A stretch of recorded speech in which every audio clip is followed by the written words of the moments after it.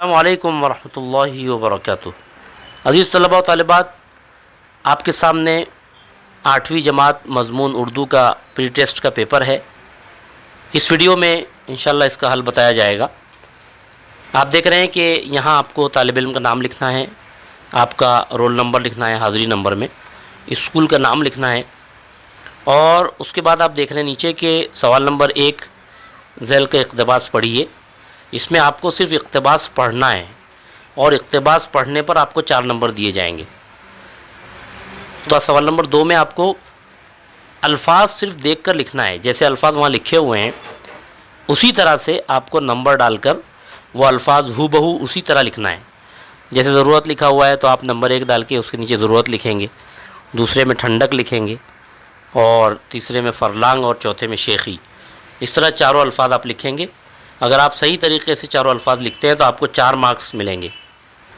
اس کے بعد سوال نمبر 3 میں منظر الفاظ کے معنی لکھیے۔ آپ کو معنی لکھنا ہے، جیسے یورش کے سامنے آپ لکھیں گے حملہ، صیاد شکاری، مضر نقصان پہنچانے والا، اس کو نقصان دہ بھی کہہ سکتے ہیں آپ، نقصان دہ یا نقصان پہنچانے والا، دونوں میں سے کچھ بھی لکھیں تو صحیح ہے۔ اور چوتھا لفظ ہے شکم، اس میں آپ لکھیں گے پیٹ۔ اس کے بعد آپ کو چوتھا سوال ہے الفاظ کی ضد لکھنا ہے آپ کو۔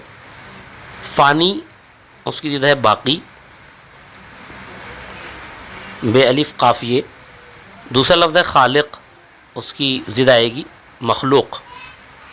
تیسرا لفظ ہے آزاد، اس کی ضد غلام۔ چوتھا خزاں، اس کی ضد آئے گی بہار۔ اسی طرح سے سوال نمبر 5 میں آپ کو درست املا پہچان کا لکھنا ہے۔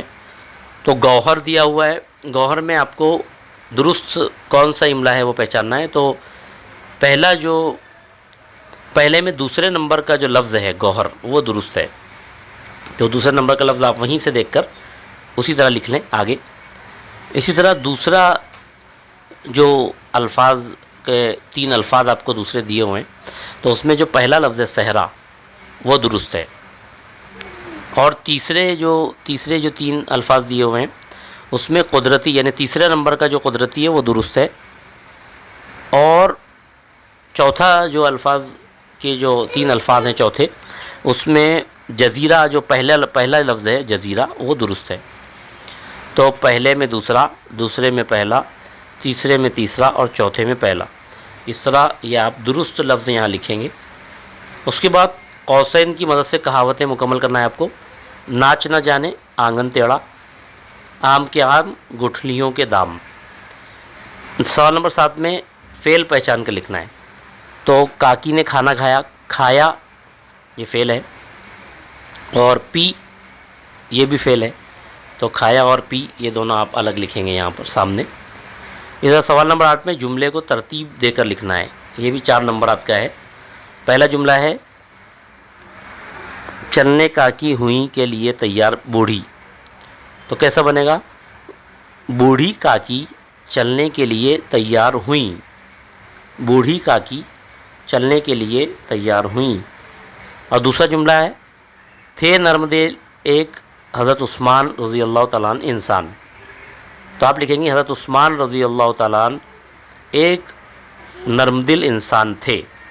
اس طرح آپ کو یہ پری ٹیسٹ مکمل کرنا ہے۔